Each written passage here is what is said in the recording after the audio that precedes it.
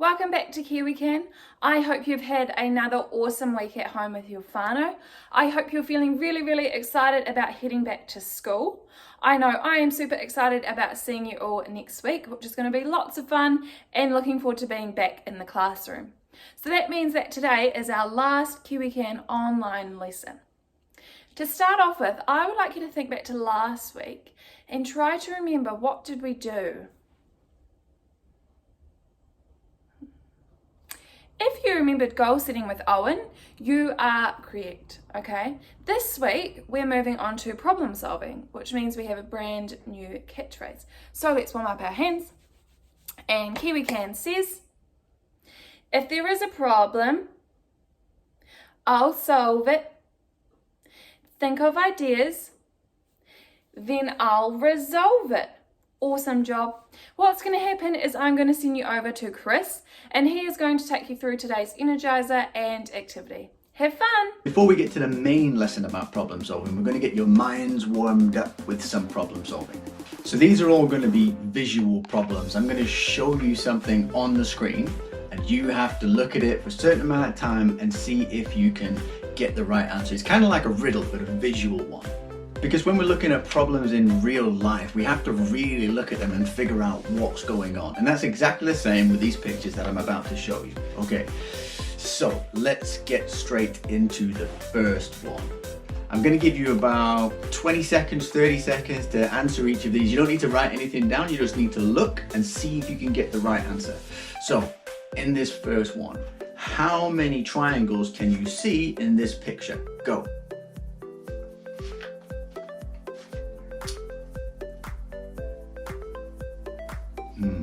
How many are you getting? Add in the top ones, the bottom ones. Should I shut up? I'll just shut up. I'll shut up.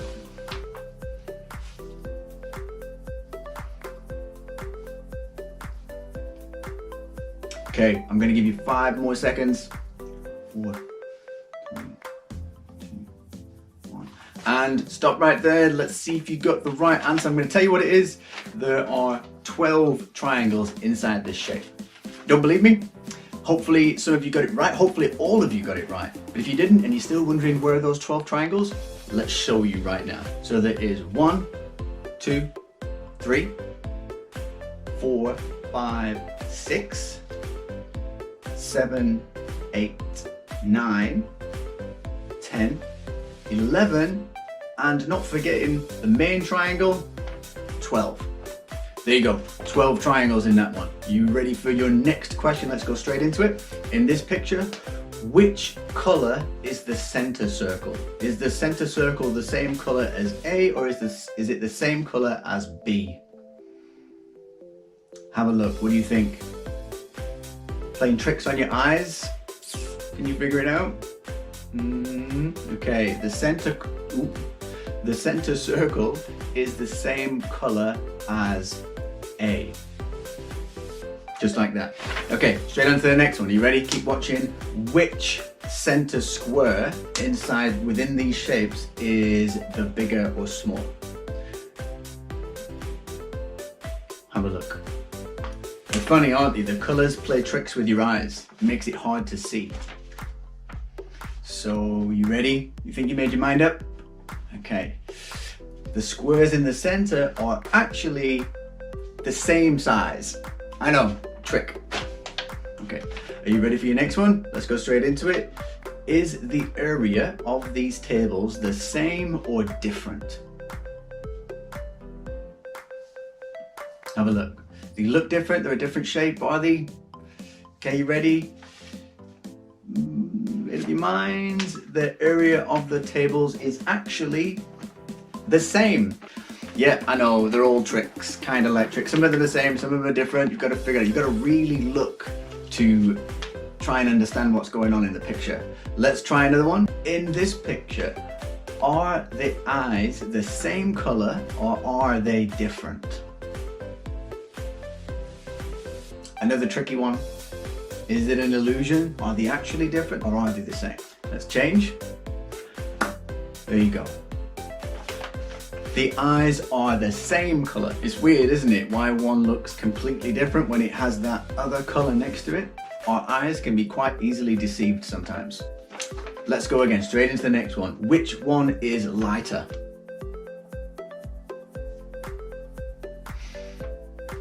Have a look. Is it tricking you? Am I tricking you? Am I trying to give you a false sense of security with this one? Are you ready? And the answer is, they're both the same again. I know. Ready? Next one. Which line at the bottom lines up with the banana? Have a look. Look at that line. Where does it come out at the bottom? 1, 2, 3, or 4? Have a look. Figured it out. Think you know which line it is? Hard to tell. It is. Let's move the wood out of the way. It is number 2. Hopefully you got that one. And the last one, are you ready for it? Are the cylinders the same size or are they different sizes? Bit of a tricky one. And they are, you should have guessed it by now, they are the same size. There we go. Well done, guys. Hopefully that teased your brain enough, or it's warmed your brain up enough to start to look at things and really try and understand what's going on. Because effectively that's what you have to do when you're trying to solve a problem. You have to really look at it and figure out what's going on here. Make sense? Great. Let's go on to the next thing. Welcome to your main lesson, problem solving.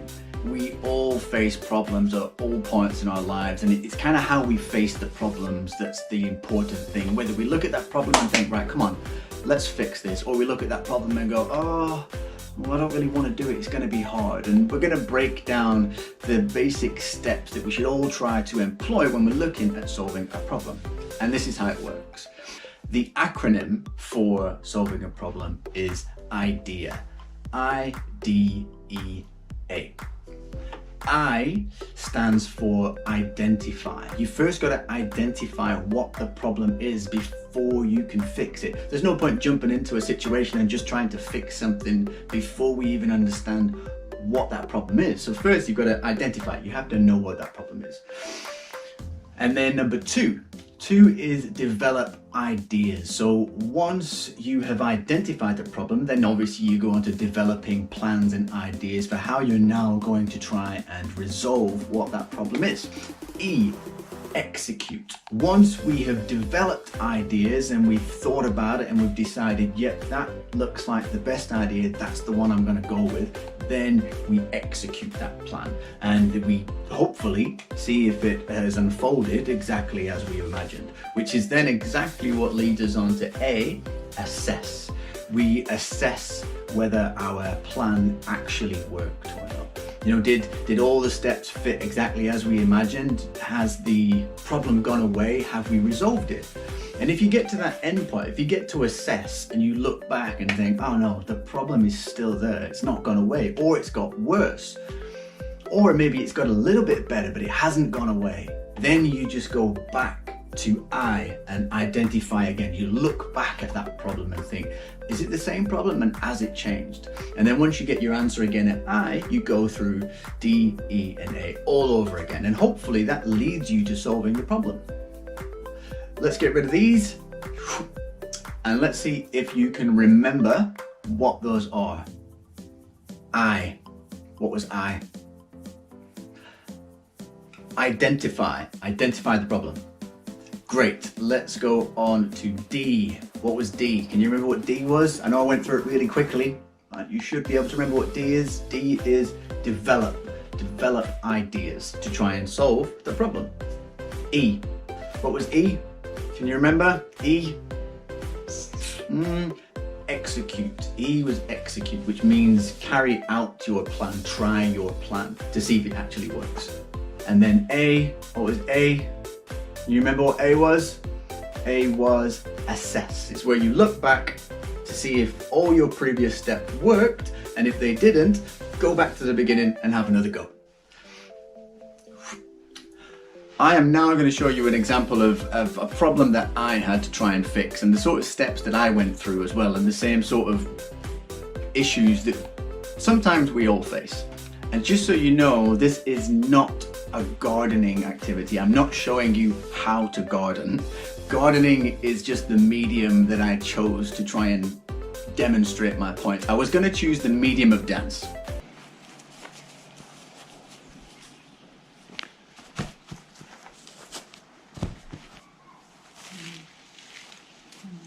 Problem solving. So yeah, you're really lucky I didn't choose that. You don't want to see that. No. See you back here in a few minutes.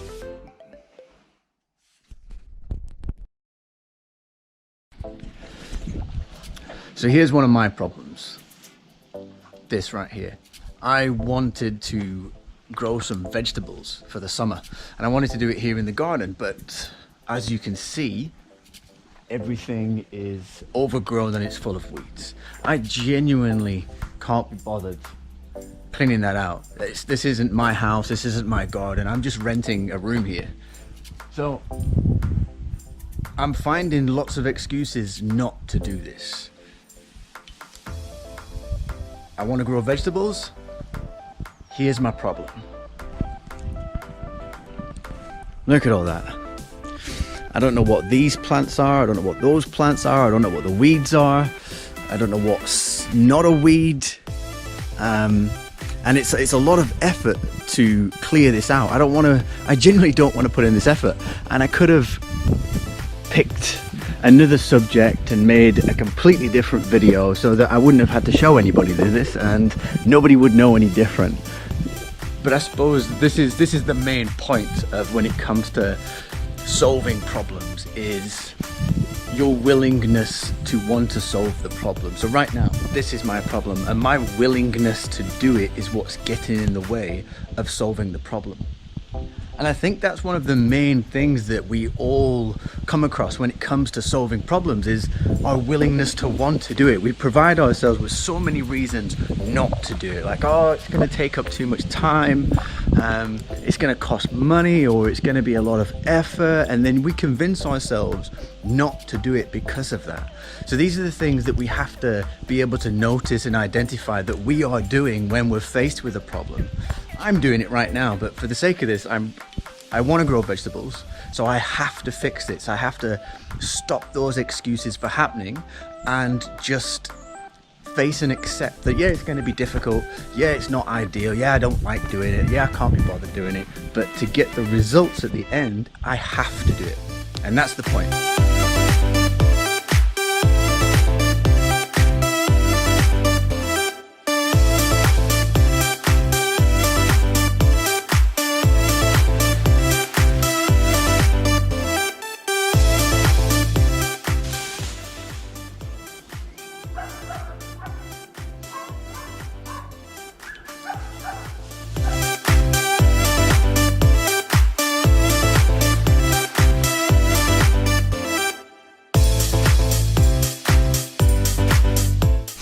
I thought this was just a big pile of vines, but it's actually an apple tree that's covered in vines. That's a pretty cool find. All right, so I've got to get all of these vines off this. Pretty much everything has been covered in vines. It's a lot harder than I thought it was going to be. Whew, but we're getting there slowly.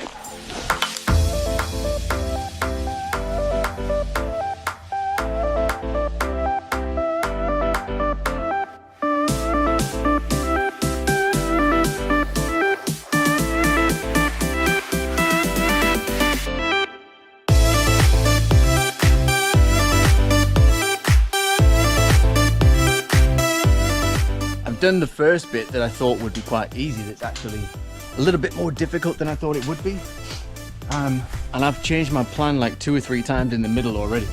So at the beginning I thought it would be easy, you know, my original plan was get stuck in, rip everything out, you know, they're just plants, how hard can it be? But it was hurting my hands, so then I had to change my plan and go and get some gloves to help protect my hands. And then as I carried on, I found out that some of the parts to rip out are actually really thick, and I wasn't strong enough to rip them out, so I had to change my plan and go and get tools like these tools and these tools to make it easier for me.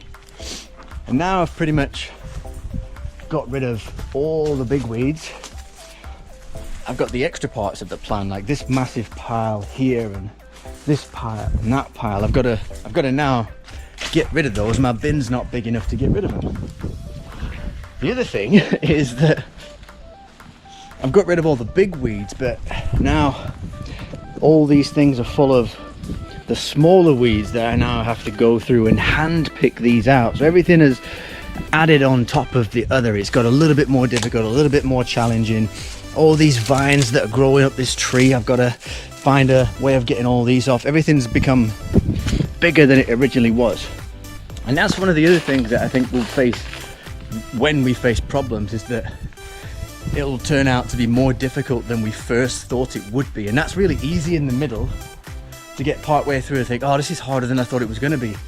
I can't be bothered anymore, I'm just going to give up. But if I look at it, it already looks, even though it's been more difficult than I first thought it would, it already looks a lot better than it first did. So, like, why would I give up now? And that's the same thing when you face problems. You might get halfway through it and it'd be more difficult than you first thought it was, and you'd be faced with the choice of just giving up because it's really hard. But if you look at it and think, well, it's actually a little bit better than it was in the beginning, then that's a good sign. Don't give up. You've already made it a little bit better. Keep going. And even if it's the other way, where you've had a look at it and it's no better than it first was, then all you've got to do is go back to the beginning and look at it again and think, all right, what is the problem here? Maybe I wasn't focusing on what the actual problem is. Maybe it's something else and I've missed it. And then maybe if you go back, you'll see what it really is, and then go again. The point is, you don't give up. Like right now, I'm not going to give up. I'm going to keep going. I'm going to pull out the little weeds, make it look really, really nice, so that when summer comes around next week, you know, 1 day's effort, or maybe 2 or 3 days effort, depends on how long this takes, will give me weeks and months of fruit and vegetables. And I'll save hundreds of dollars. That's worth putting in that effort to get the reward.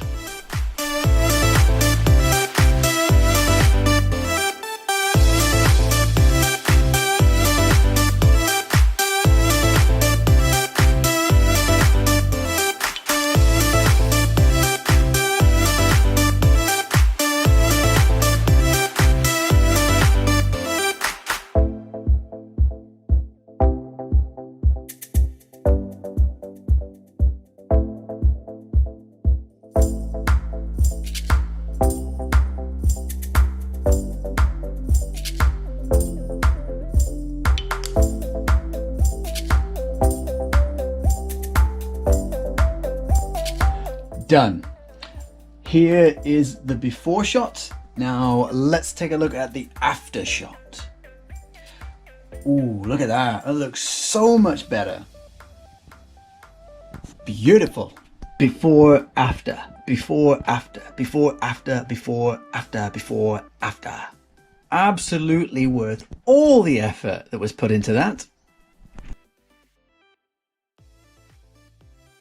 Okay, now let's wrap up.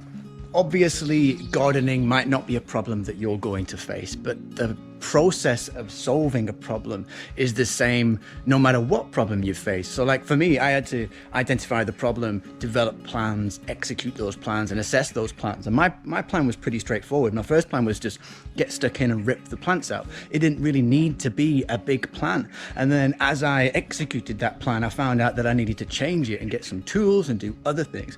Like that happens all the time. Our first plan isn't always the most successful one. We have to reassess and try again.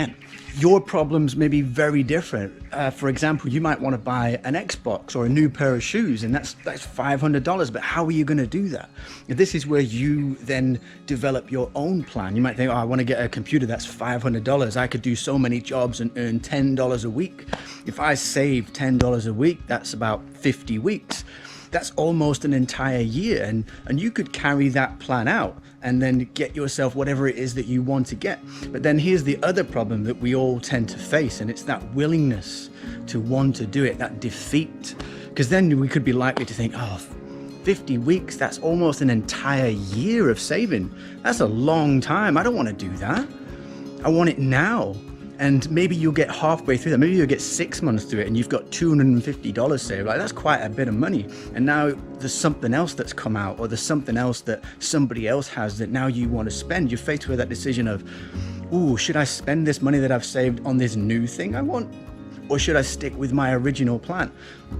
We all go through this. And the other thing, you might have the perception that, oh, like, why do I have to save it? I want it now. Johnny that I go to school with, his parents just bought him a console. Why do I have to buy my own? Why doesn't my parents just buy these things for me? Like, these are the thought process of defeat that we create ourselves to talk us out of wanting to do something because it's challenging or because it's hard. But these are the things that we have to push ourselves to, because the learning that we experience and the way our brains develop when we go through these are the things that are worth it. And these are the things that'll make a huge difference to you when you're older, because your brains will have developed and become so strong because of the challenges and the problems that you forced yourself to solve. Bottom line is, don't let your willingness stop you. Don't let yourself talk yourself out of wanting something because you don't know how to get it. And don't let yourself talk yourself out of solving a problem because you haven't figured out how to solve that problem yet. We learn these things along the way. We all do. You've just got to try it first and not give up. You can do it. I promise you, you can do it. You've just got to commit and give it a go.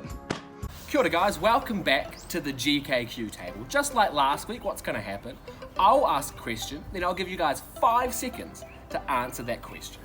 Alright, let's just dive straight in. Alright, your first question is, what country would you find the Eiffel Tower in? 1, 2, 3, 4, 5. You would find it in France, in Paris, France. Beautiful team. Alright, your next question is, where would you find the Great Pyramids? 1, 2, 3, 4, 5. You would find them in Egypt.